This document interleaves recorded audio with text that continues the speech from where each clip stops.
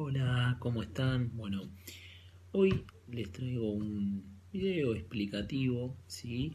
De una reforma electoral conocida como la reforma electoral del año 1902, que duró poquitos años, duró hasta el año 1905, pero fue una reforma electoral muy fuerte desde el punto de vista que tuvo como una de sus consecuencias que Argentina tuviese por primera vez un diputado socialista, que fue el caso de Alfredo Palacios en 1904. La idea es explicar de qué se trató, por qué, ¿sí? Cómo se llevó adelante.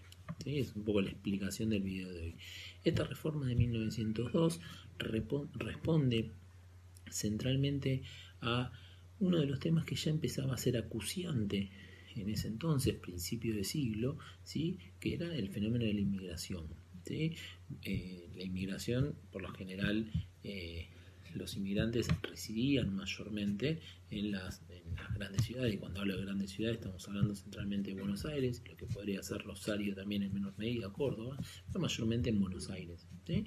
Y ahí obviamente muchos inmigrantes venían con las ideas, obviamente, políticas de su lugar de origen, españoles, italianos, etcétera, que muchos venían a buscar un futuro mejor, otros también escapándose de situaciones difíciles que atravesaba Europa. Entonces, también empezó cada vez a ser más fuerte que ese movimiento obrero, esa idea de los obreros ya organizados en las primeras fábricas, ya con un nivel de organización bastante más importante, quisieran tener un nivel de representación.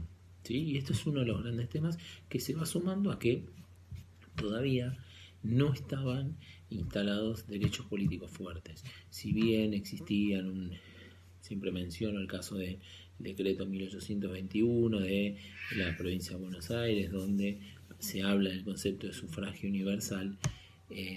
La realidad es que en la práctica no votaban mucha gente, la participación electoral era escasa, tampoco se fomentaba. ¿Sí?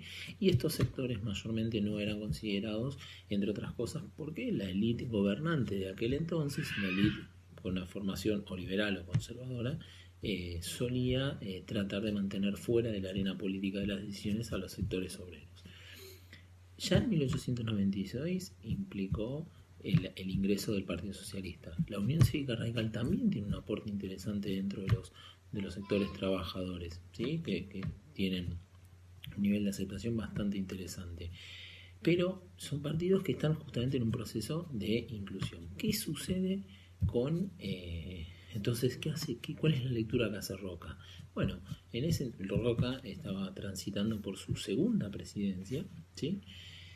Julio Argentino Roca, y él percibe esta sensación de que, bueno, es necesario dar una respuesta a estas demandas, ¿sí?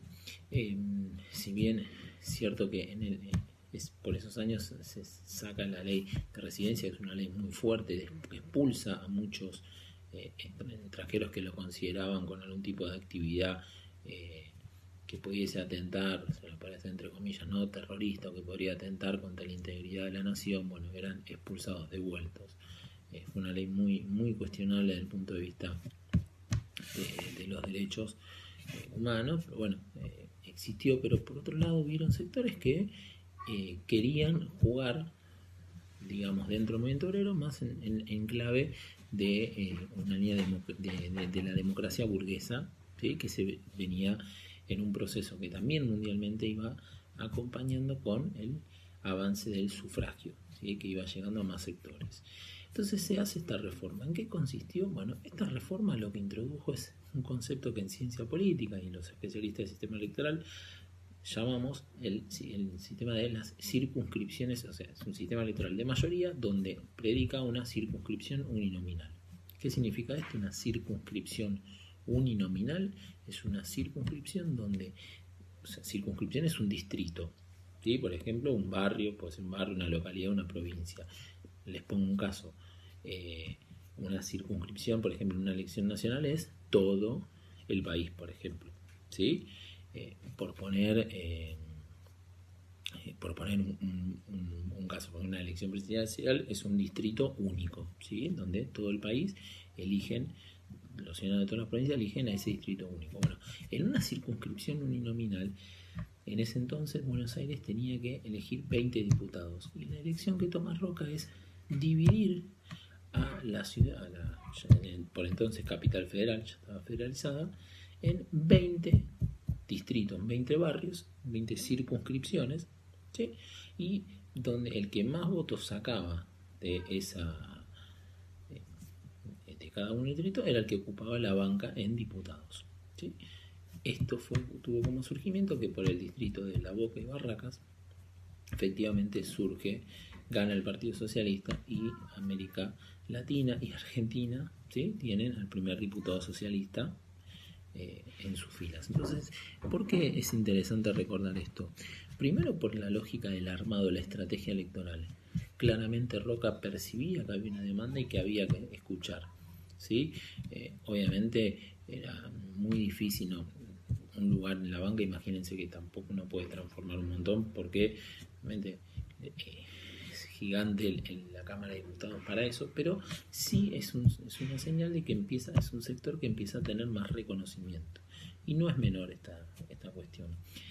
Segundo, por la lectura del momento y por lo que años más tarde, ¿sí?, va a terminar siendo la Ley Peña, que si bien, como yo les decía, esta reforma un año después de que con el presidente Quintana en el poder, esta reforma cae, ¿sí?, se vuelve a un sistema más vinculado, era de mayorías y minorías. Bueno, no viene acá el caso, pero sí después empieza a ser un elemento introductorio para ya la Ley Peña se vea en esa necesidad de efectivamente ir incorporando más sectores. Si bien en esa Ley Peña lo que era el entonces partido conservador más fuerte que el Partido Autonomista Nacional, pero ya con una lógica de querer armar un partido orgánico fuerte, eso lo vamos a ver en otra clase, la Ley Peña lo apoya desde ese lugar.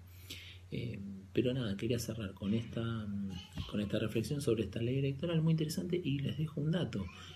Años más tarde, durante el primer gobierno peronista, hay una reforma muy importante, ustedes saben, la reforma constitucional, entre otras cosas, que introduce el sufragio femenino, y también Perón y los constitucionalistas cercanos al peronismo retoman la idea de Joaquín B. González de que en la capital federal se establezca la idea de las circunscripciones uninominales, ¿sí? En ese caso era la idea de obtener mayor representación, obviamente en la capital federal, que en un territorio, era uno de los pocos territorios en el país más adversos al gobierno desde aquel entonces. Entonces, quiero decir, fue una buena estrategia que fue también replicada. Digo, es interesante para conocer también un poco más de nuestro pasado electoral. Así que les dejo un saludo, y en otro video vamos a estar hablando más específicamente de la Ley Peña. Les dejo un saludo.